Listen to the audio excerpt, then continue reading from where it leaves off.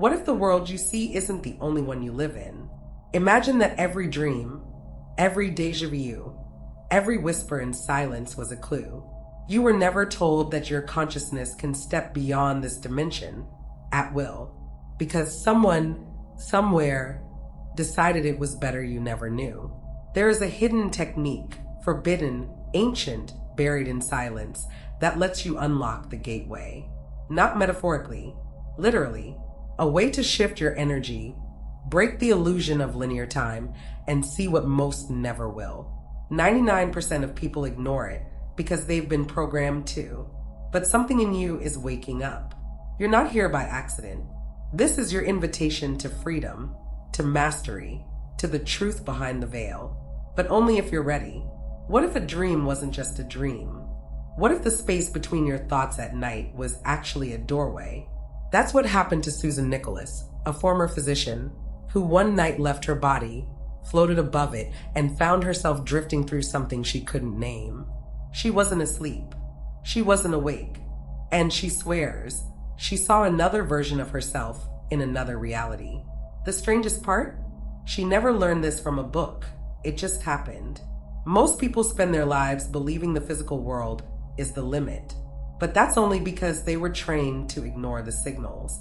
The subtle pulls during sleep, the instant when your body jerks as you're falling, those are not glitches. They're clues. Science calls it hypnagogia, that mysterious borderland between waking and sleep, where the subconscious speaks a different language. But mystics for thousands of years have whispered, this is the gateway. And it's still wide open. Neuroscientists like Andrew Newberg have studied altered states of consciousness for decades. Brain scans show that during deep meditative or near-death states, activity in the parietal lobe, where we sense time and space, shuts down, just like in dreams. But unlike dreams, some people come back with knowledge they never studied. Entire languages, maps, equations. Why? Because they weren't imagining, they were remembering. Susan isn't alone. Thousands share similar accounts, often triggered by extreme silence, grief, or even sudden joy. Not through rituals, not through psychedelics, just raw presence. The common thread? A collapse of identity. They momentarily forgot who they were supposed to be, and in that forgetting, something else emerged. Something that had been waiting, watching, always there, just outside the line we're told not to cross. And here's the part no one ever mentions. You don't need to achieve this. You don't need a guru or a complicated method. You only need to stop resisting what your consciousness is already trying to do. The mind travels farther when it stops trying to go somewhere. The trick is to recognize the signal and not be afraid when the floor beneath your thoughts disappears.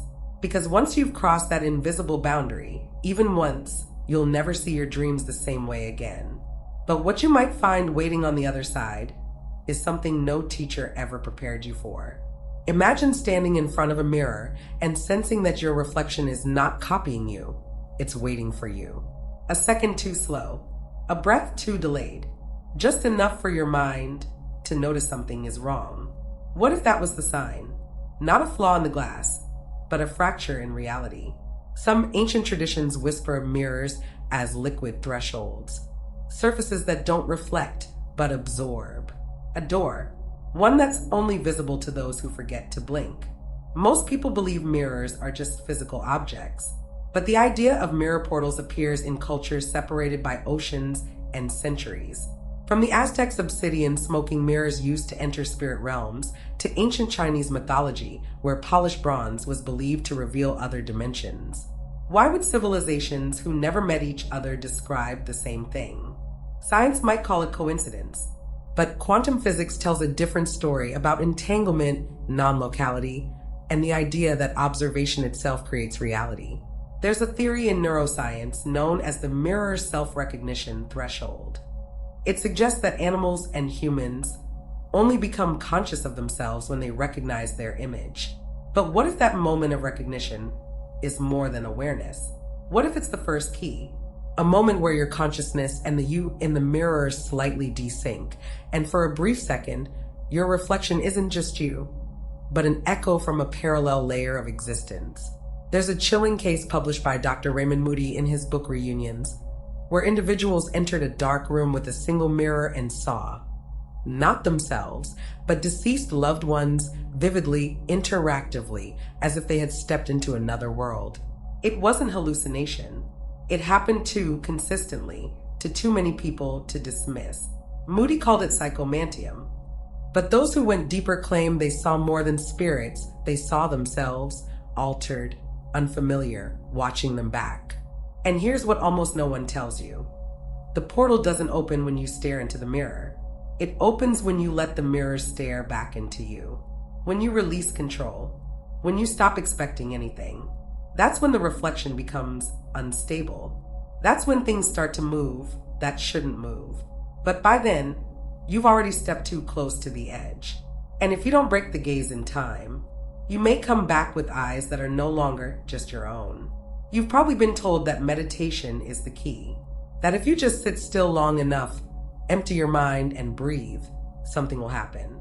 But what if that's a lie? What if silence is only half the code, and the rest is something much more active, more deliberate? Something they never taught you because it gives you too much control. It's called scripting, and it doesn't just calm your mind, it reprograms your reality. Thousands are doing it right now without crystals, gurus, or ancient chants. Teenagers, spiritual seekers, and quantum enthusiasts are using detailed written scripts to shift into other dimensions. They're not visualizing vaguely. They're writing the rules of their new world like a movie director. A user on TikTok named @Venusian claimed she used scripting nightly to shift to a reality where she lives in a different body, in a different city, with a different timeline. The kicker? She says the memories of that life bleed into her dreams every night. Real, tangible, repetitive. Scripting works because it hacks a deeply misunderstood mechanism, the subconscious mind's inability to distinguish between imagination and memory. Neuroscience backs this up.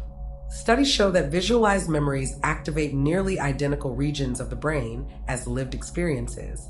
That means what you write, if done with emotion and precision, becomes real to the parts of your brain that control identity, perception, and habit. Over time, your consciousness stops treating it as fiction and starts looking for ways to make it real. But here's where most people get it wrong.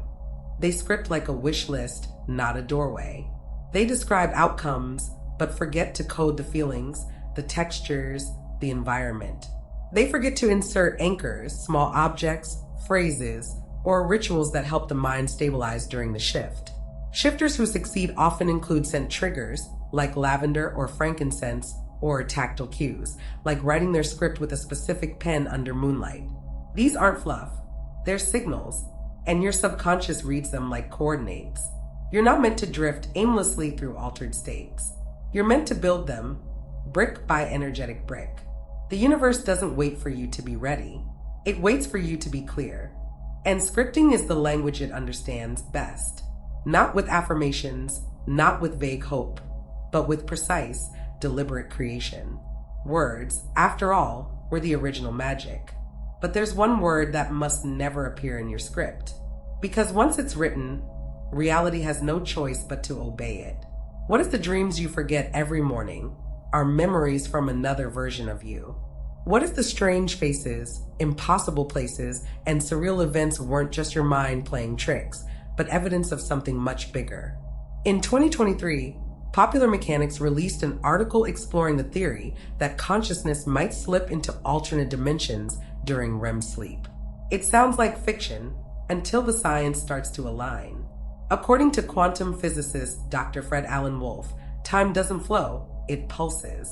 Each pulse, each moment, creates a branch.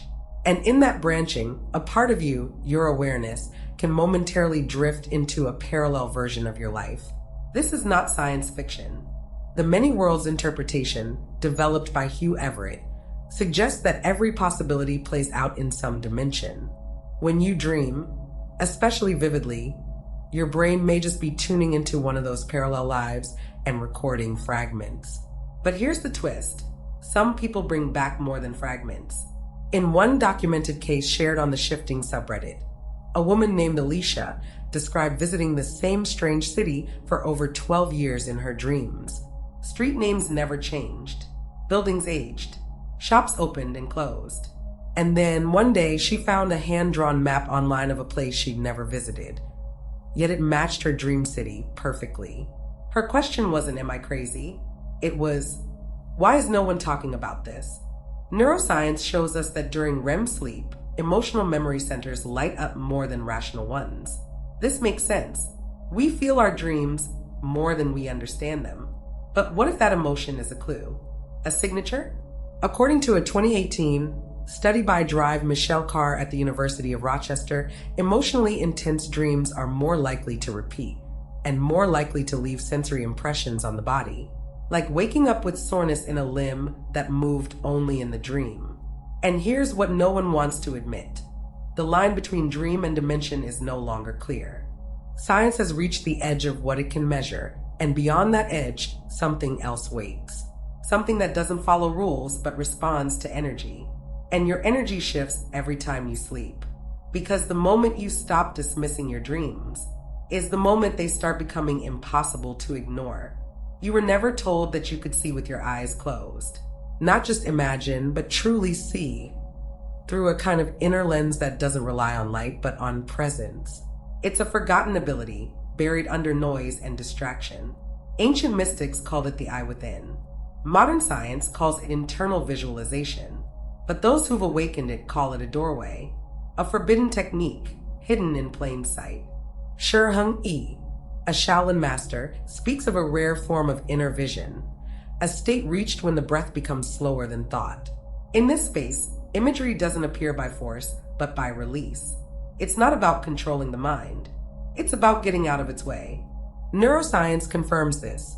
The default mode network, active during wakeful rest and deep introspection, generates vivid mental images when we enter deep stillness. It's not imagination. It's a silent broadcast, always playing.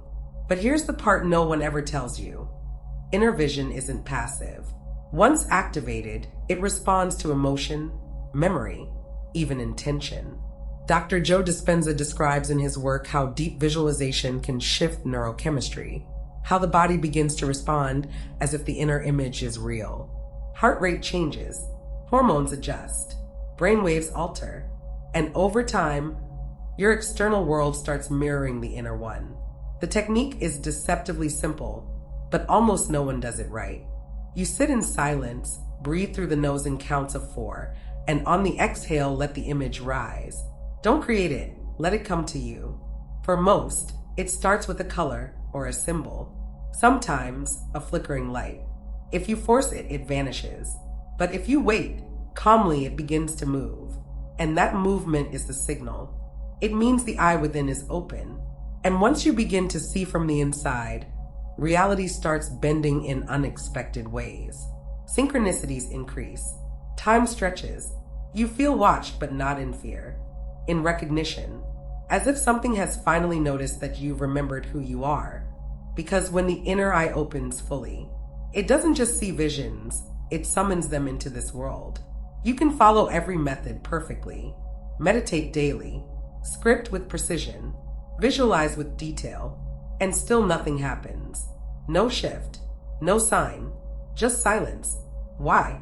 Because beneath your conscious intentions, something hidden is pulling you back. A quiet resistance. Not from the universe, but from within you. This is the sabotage no one talks about. The subconscious fear of leaving what's known. Freud called it the death drive. A deep compulsion to repeat familiar patterns, even if they're painful. Stanislav Grof took it further. He spoke of the holotropic mode, our day-to-day ego-bound awareness, as a kind of cage we don't even realize we're in. To shift dimensions, you must cross into the holotropic mode, a state where the ego dissolves and consciousness expands. But the transition isn't smooth. It triggers the very defenses built to protect your identity. In a 2009 study published in the Journal of Consciousness Studies, researchers found that when people attempted to visualize life-altering changes, the brain's amygdala, its fear center, lit up. Meaning, your mind treats transformation as a threat. Not because it's dangerous, but because it's unfamiliar. And the subconscious prefers a painful known to a blissful unknown. That's why so many stop at the threshold. not from failure, but from hidden resistance. One of the most overlooked tools for dismantling this block is breath journaling. Writing after specific breathing sessions, like coherent breathing, 5 seconds in, 5 out, helps reveal buried scripts, patterns, doubts you didn't know were steering the ship. You'll notice the sabotage in your own words. What if it doesn't work? I'm not ready. This is just fantasy. Those phrases are the locks. And every time you write through them, they loosen. But here's the catch. The deeper you go, the louder the resistance becomes. The ego doesn't die quietly. It negotiates, it distracts, it rationalizes. And sometimes it disguises fear as logic. If you feel stuck, don't look for better methods. Look for the part of you that's afraid to let go of this world. Because beyond that fear is where the real doorway begins to crack open.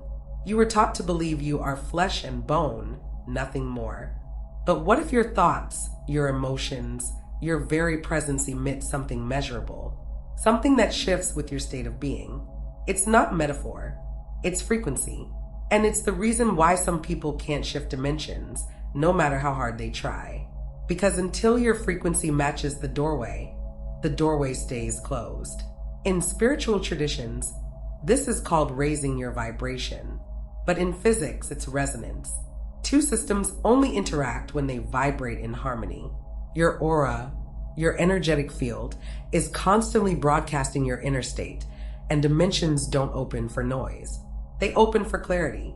That's why anger, doubt, fear, they collapse your field. You don't just feel heavy, you become anchored. Scientists like Dr. Konstantin Korotkov have used gas discharge visualization, GDV, to photograph energy fields around the human body.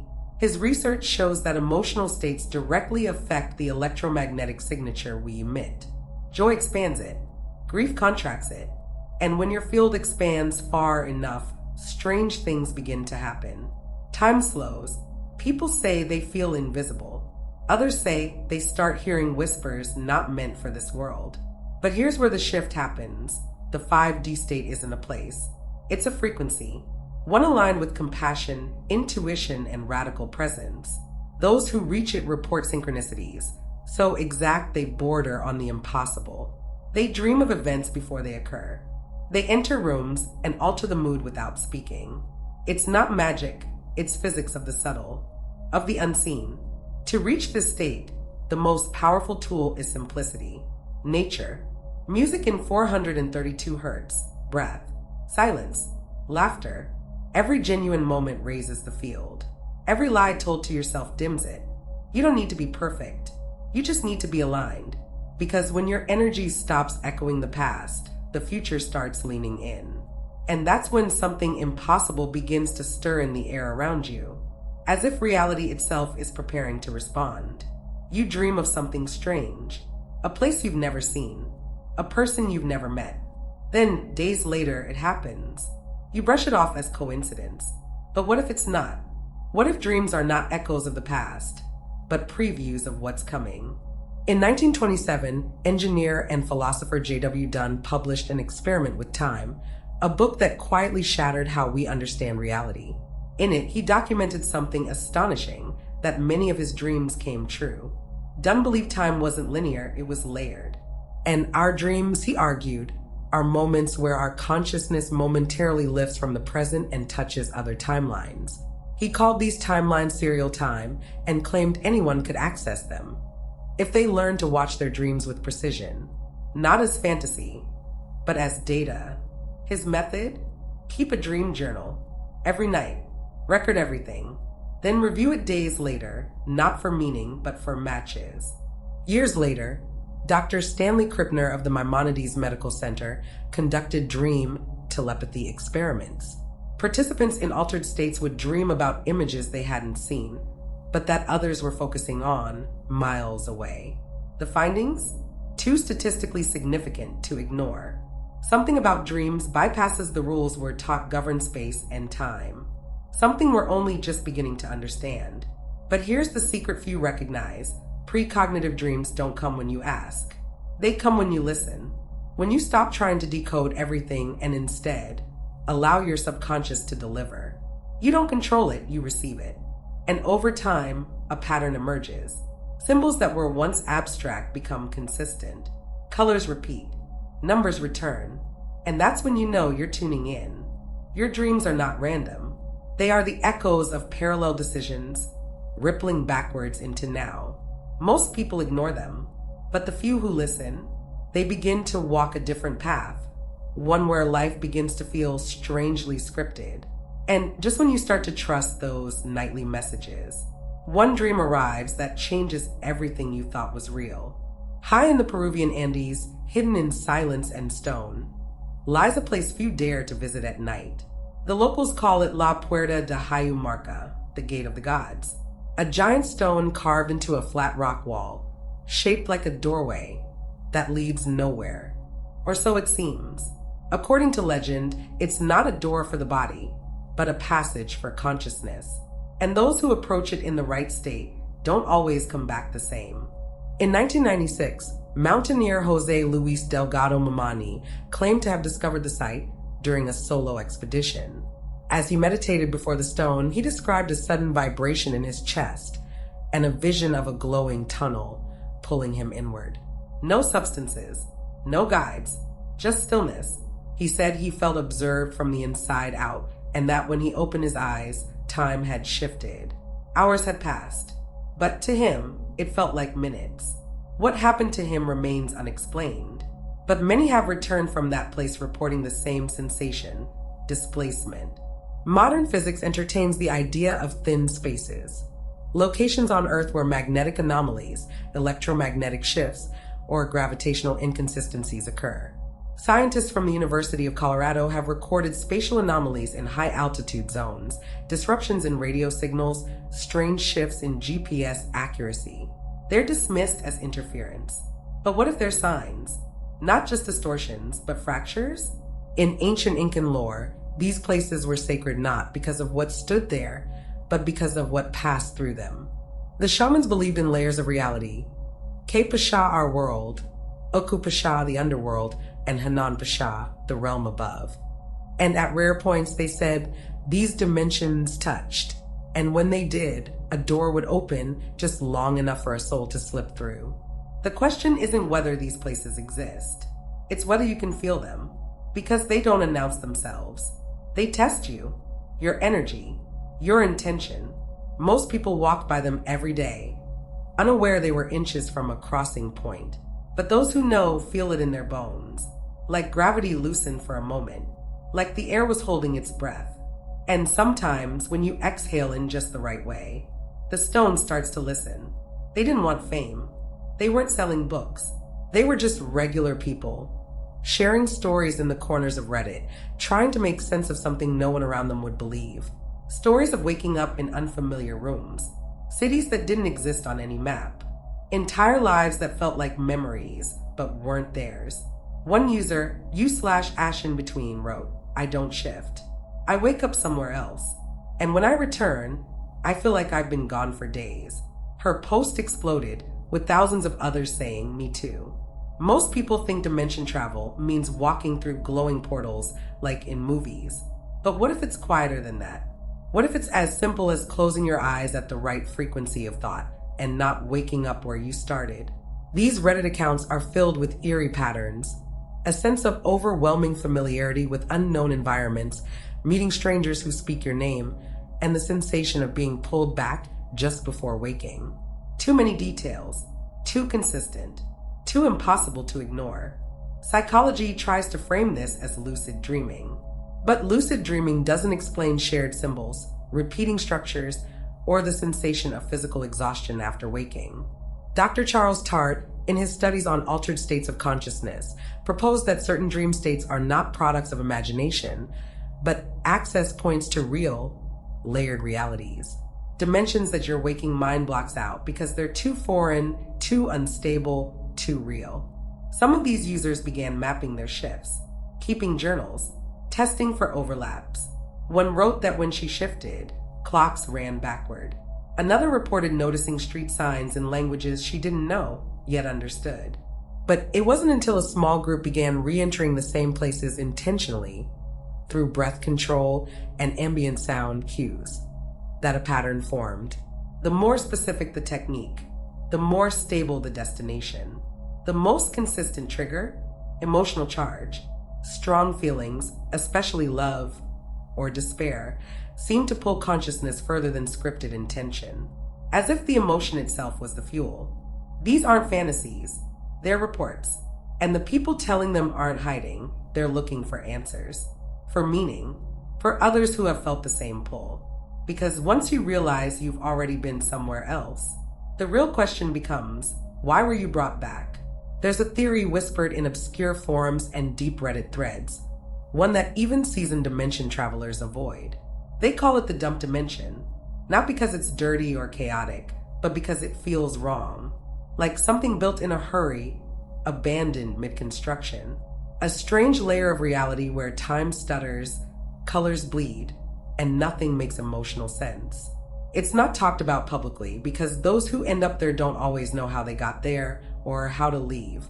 In a Reddit post on r/dimensional jumping, a user named u/mothsignal described slipping into a world where everything looked almost the same, but felt hollow. Food had no taste. People repeated the same conversations. Emotions were dulled. It was like reality on autopilot. And the scariest part? She only realized it wasn't her original dimension when she returned and remembered what feeling real was like. Her story wasn't isolated. Similar accounts have surfaced from lucid dreamers, trauma survivors, and even people recovering from near-death experiences. Some theories link this to quantum decoherence, a state where particles lose their ability to stay entangled, collapsing into randomness. If consciousness is entangled with its environment, what happens when that connection fails? You land somewhere off-grid, a kind of cosmic error, a loading zone for displaced energy. In psychology, this mirrors derealization, often triggered by intense trauma or dissociation. But what if some of those disconnections aren't just mental? There are even discussions among energy workers that these dump layers serve as safety nets for consciousness that shifts without full intention or preparation. Like a sandbox dimension, neutral, unstimulating, meant to keep you from tearing through layers too fast. In one case, a practitioner who explored this realm through guided hypnagogia described it as a space without narrative, no story, no progression, no resistance. Just endless gray stillness. But the most dangerous part isn't entering the dump dimension. It's getting comfortable there, because it numbs the senses, dulls intuition, makes you forget you were ever somewhere more alive. And once your energy adapts to its low frequency, coming back becomes harder. Not impossible, just heavier, because sometimes the most seductive trap is the one that pretends nothing ever happened at all. You've been breathing your whole life, but never like this. Not with intention, not with precision, and certainly not as a tool to step beyond what's real. Ancient traditions knew something modern science is only beginning to rediscover. Breath is the bridge between body and consciousness. And when used properly, it doesn't just relax the mind, it rewires it. In the right rhythm, with the right awareness, breath becomes a key, one that unlocks the space between worlds. Stanislav Grof, a pioneer in transpersonal psychology, developed what's now known as holotropic breathwork, a technique using rapid, rhythmic breathing to induce non-ordinary states of consciousness. In this state, people have reported visiting other lifetimes, other dimensions, even speaking in languages they've never learned. Grof sessions, documented in clinical and therapeutic settings, often resulted in spontaneous visual journeys, emotional release, and encounters with what some described as pure intelligence. Science doesn't dismiss this. Breathwork has been shown to influence the vagus nerve, regulating the parasympathetic nervous system, the part that controls deep rest and altered awareness. In a 2018 study published in Frontiers in Human Neuroscience, slow rhythmic breathing significantly altered brainwave patterns, shifting participants into theta and gamma frequencies. These are the very frequencies observed during REM sleep, deep meditation, and near-death experiences. Coincidence? Or doorway? Real transformation begins when breath becomes more than automatic, when it becomes conscious. Some practitioners use coherent breathing, 5 seconds in, 5 out, to gradually slip into a waking dream state. Others combine it with sensory deprivation, dark rooms, blindfolds, or white noise to cut external input and amplify inner perception. And some report entering the void, a dimension of nothingness that feels like everything, after just 30 minutes of focused breath. But breath work isn't just about accessing other realms. It's also about clearing the blocks that prevent you from going there. Emotional trauma, repressed memories, energy stored in the body like forgotten codes. Breath moves it, gently then violently, until something inside breaks open, and what steps forward isn't the same version of you that started. And it's precisely in that shattered, breathless silence that the portal finally begins to hum. You've been told since childhood, it's just your imagination. As if imagination were a toy, a distraction, a child's game. But what if that's the biggest lie you've ever believed? What if the act of imagining isn't pretending, but creating? What if every image you hold, every world you construct inside, is real somewhere right now? Quantum theory has already shattered the idea of a single, solid reality. In the observer effect, particles behave differently just by being watched. In other words, attention changes matter. Dr. Amit Goswami, a quantum physicist and consciousness researcher, goes further. He suggests that consciousness doesn't just observe the world, it chooses it. So what happens when you imagine a different version of your life with complete sensory detail? You're not escaping reality, you're selecting a new one. But the shift only happens when imagination crosses a threshold. It must become emotionally real. Visualization without feeling is static. It doesn't ripple. But when you combine imagined experience with real emotion, joy, gratitude, wonder, the brain responds as if it's actually happening. Neuroimaging has shown that the same neural circuits fire when you imagine an action as when you do it. Athletes use this to train. So do monks. So do people who claim to shift between dimensions. And yet, most people misuse imagination. They fantasize as escape, not as alignment. They picture what they want, but feel what they lack. That's the reversal. You can't create from longing. You can only create from knowing. When your inner world becomes more emotionally compelling than your outer one, reality begins to lean in. Things shift. Patterns break. You start remembering things that haven't happened yet. You were never just a body in space.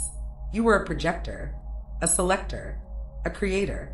And the tool you dismissed as fantasy was the lever all along. Not for manipulating the world, but for aligning with the version of it that already matches you. The one you've glimpsed in dreams, in daydreams, in moments you couldn't explain.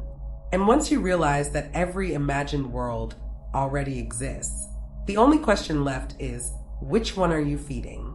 You wake up and something feels off. Not wrong, just slightly misaligned. A streetlight that flickers when you pass. A friend who finishes your sentence before you speak. A song playing that echoes the exact thought you were just thinking. You shrug it off. Coincidence. Deja vu. But what if those moments aren't random? What if they're signs, quiet feedback from reality itself that you've shifted? Most people imagine dimensional travel as dramatic, a portal opening, a flash of light, a collapse of time. But the truth is far stranger. In countless forums, from r/glitch_and_the_matrix to first-hand shifter logs, people report subtle inconsistencies. Photos that change slightly, memories that no one else shares, objects appearing where they shouldn't be. Not enough to scare you, just enough to haunt you. These aren't accidents. They're the fingerprints of a consciousness that's moved between layers. Science can't fully explain it, but psychology offers a clue. The Mandela effect, a collective misremembering of facts, suggests a collective memory that doesn't always match recorded history. But maybe it's not a flaw in memory. Maybe it's memory of a different timeline.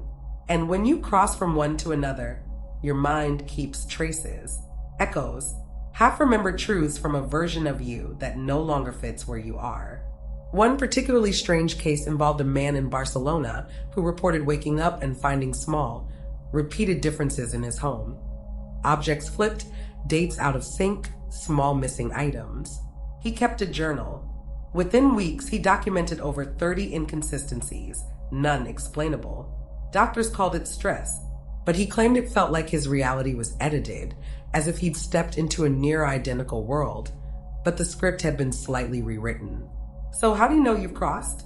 The signs are almost always emotional first. A lingering discomfort, a moment of awe, a rush of clarity or deep sadness with no obvious source. Then come the physical shifts. Time anomalies, repeating symbols, synchronicity stacking faster than logic allows. These aren't stories, they're symptoms. Because once reality starts whispering back to you, it means something on the other side is aware you've arrived. There's one secret no one ever explains: how to come back. They teach how to shift, how to visualize, how to leave this dimension behind. But few speak of the return, the grounding, the integration. That's because many don't know how.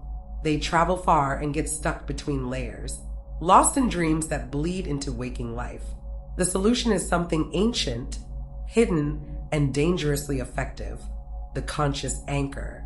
An anchor is not a ritual. It's a signal, a sensory key you imprint with intention before crossing dimensions. Some use scent, burning rosemary or clove. Others use sound, a single note or spoken word. The most powerful method? Touch, a specific gesture, like pressing thumb to middle finger while focusing your breath. Neurologically, this creates a tactile memory. Spiritually, it becomes a thread, connecting you to your origin point, even when time and space become fluid. This isn't guesswork. In studies of trauma recovery and lucid dreaming, anchor techniques are used to stabilize consciousness during shifts in perception. Dr. Stephen LaBerge, a pioneer in dream research, taught that applying physical cues while lucid could force an intentional return. Shamans, too, use anchors, beads, stones, or markings tied to their journey, always keeping a piece of the body connected to the known. But the most powerful anchors aren't physical, they're emotional. Gratitude, a remembered face, a single vivid moment of your waking life, replayed with full feeling. These become lighthouses, frequencies that your consciousness recognizes, like home. Without them, even the most beautiful dimension can become a trap, a dream without an exit. That's why those who travel far must first learn the way back before they dare to leave. And here's the truth most won't say out loud. Once you master anchoring, you're no longer bound to this world. You become a traveler in full control, a navigator of the unseen. You can visit, explore, and return without confusion, without loss.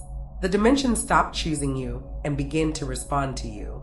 But there's one anchor that opens more than just a way back. It opens the gate to a place no one ever expected to return from. What if your body has always been the key and you just never knew how to position it? Not symbolically, literally.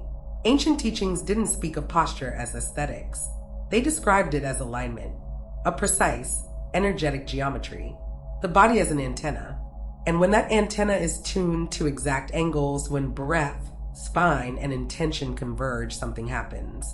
Stillness deepens. Space stretches, and suddenly you feel something that wasn't there before. In Taoist alchemy, it's said that heaven and earth meet at the human spine. The triangle between crown, perineum, and lower dantian forms what they call the inner pyramid. Qigong masters teach that correct angular posture activates a spiral of energy, qi, that rises up the central channel. But this spiral isn't just healing, it's transporting. According to healer Dr. Ibrahim Karim, founder of biogeometry, subtle physical positions create energy fields that resonate with non-physical dimensions. Not philosophy, physics of form. Modern research backs this. A 2019 MIT study showed that shape and geometry affect the electromagnetic fields emitted by objects, including living bodies. The heart's toroidal field, mapped by the HeartMath Institute, pulses in specific geometric symmetry. And when you align your breath to that rhythm, inhale 5 seconds, exhale 5, you begin to harmonize not just with your body, but with something beyond it. Geometry, rhythm, breath. Together, they become a frequency transmitter. Few know that mudras, those symbolic hand gestures seen in yogic art, are not just spiritual metaphors, they're physical codes. Each finger represents an element. Each position creates an energetic loop. Neuroscientist Dr. Joe Dispenza explains that when you combine a gesture with focused visualization, the brain responds as if you're giving it coordinates. You're no longer just meditating. You're dialing in a location. And here lies the forgotten secret. Before you travel through any dimension, your body must first become the map. This is why some people, sitting in silence, suddenly feel their spine vibrate or see light patterns behind their eyes without even trying. It's not coincidence. It's activation. The body, properly aligned, becomes a sacred geometric tool, one that the higher planes recognize instantly. Because when every limb, every breath, every intention falls into place, the dimension doesn't come to you. You step into it without moving at all. You forget where you left your keys. A conversation you swore happened suddenly didn't. People tell you you're just tired. But deep inside, something feels different. Like you're different. Not in body, but in memory. These moments are subtle, yet haunting. And what if they're not just signs of stress or aging, but symptoms of something else entirely? Something no one dares connect. Memory distortion as a consequence of dimensional travel. Jung once said, "There's no coming to consciousness without pain." But what if part of that pain is forgetting? When you shift into another dimension, even momentarily, your subconscious must recalibrate to the rules of the new world. That recalibration isn't seamless, and it comes with side effects.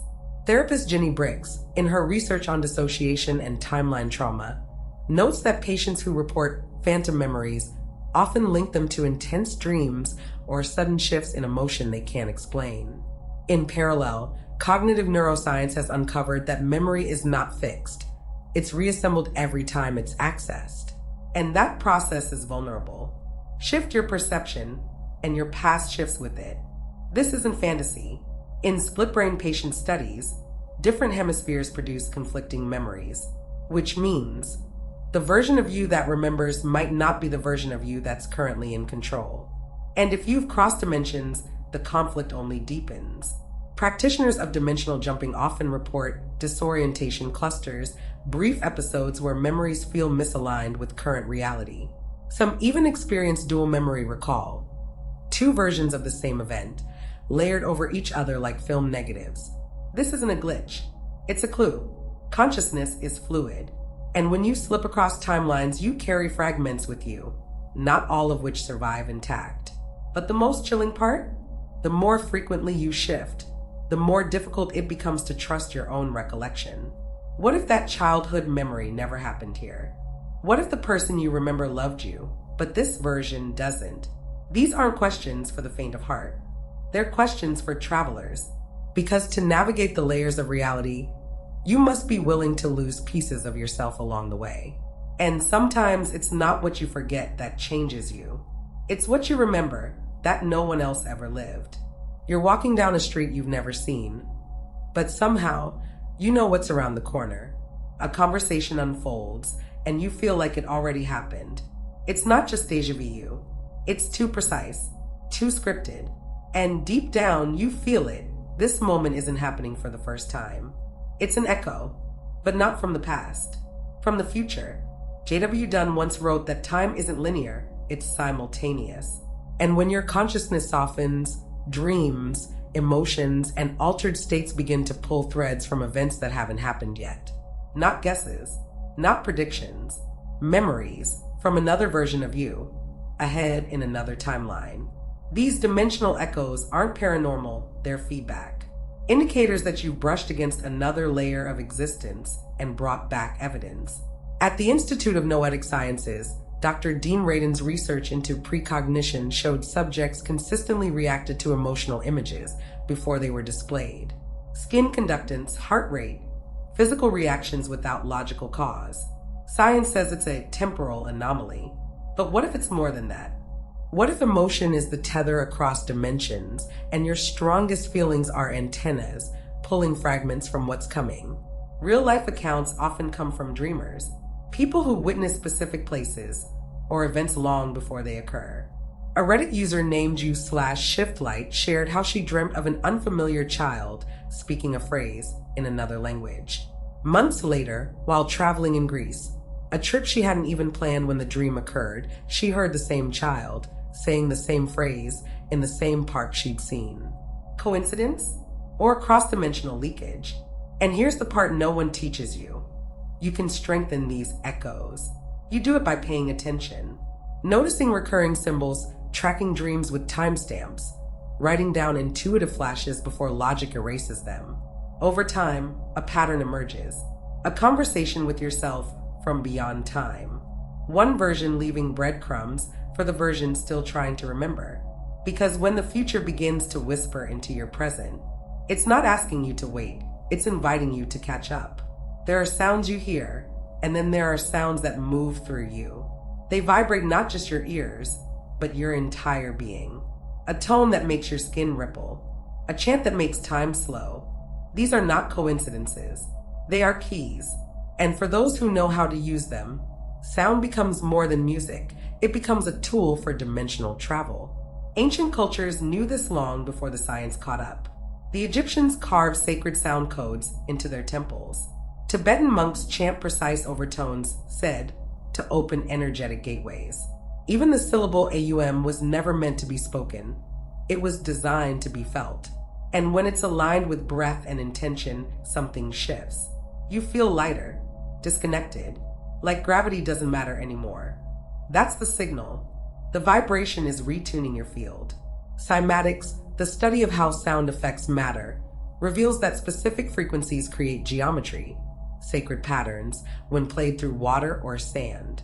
The 432 Hz and 963 Hz frequencies, in particular, produce symmetrical forms that resemble mandalas and DNA spirals.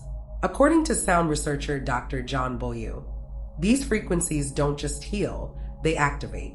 They awaken dormant parts of the brain linked to intuition and inner vision. But not all sound comes from outside. The most powerful tones can come from within you.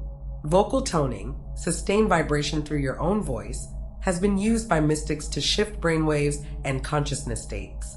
When combined with specific breathing rhythms and darkened environments, this inner sound becomes a beacon, a homing signal to realities layered just outside your reach.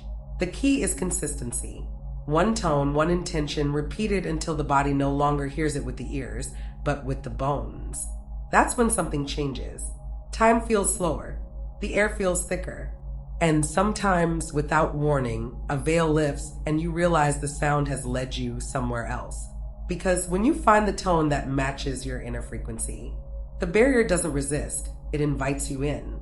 A child speaks of a place they've never been, a name they've never heard. They describe it with details too precise, emotions too real. Adults smile. What an imagination.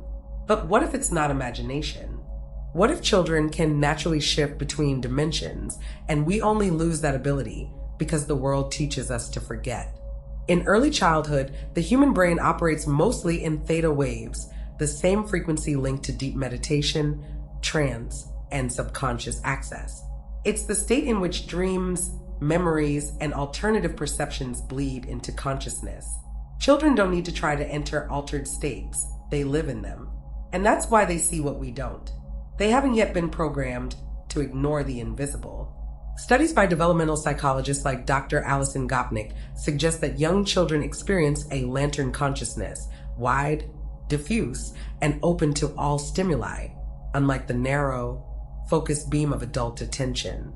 They see patterns, they sense shifts, they feel presences we no longer recognize. And many of them describe imaginary friends, secret passageways, and recurring dream worlds with such consistency it becomes impossible to call it fantasy. But over time, this openness is shut down. School, rules, labels. We're told what's real, what's not, and how to fit between the lines. The visionary mind becomes the logical one, and the ability to shift fades until the only way back is through intense inner work. Meditation, breath work, hypnosis. But what if there's another way? What if we could unlearn and return to the state where it all began? The key is regression, not to childhood itself, but to the mindset of childhood. Wonder, play, nonlinear thinking. Exercises like dream journaling, mirror play, and spontaneous storytelling can reawaken dormant pathways. Not for fun, but for access. Because once you stop trying to control your perception and start trusting it again, the veil starts to lift just like it did when you were small. And sometimes, all it takes to return is to remember that you never really left.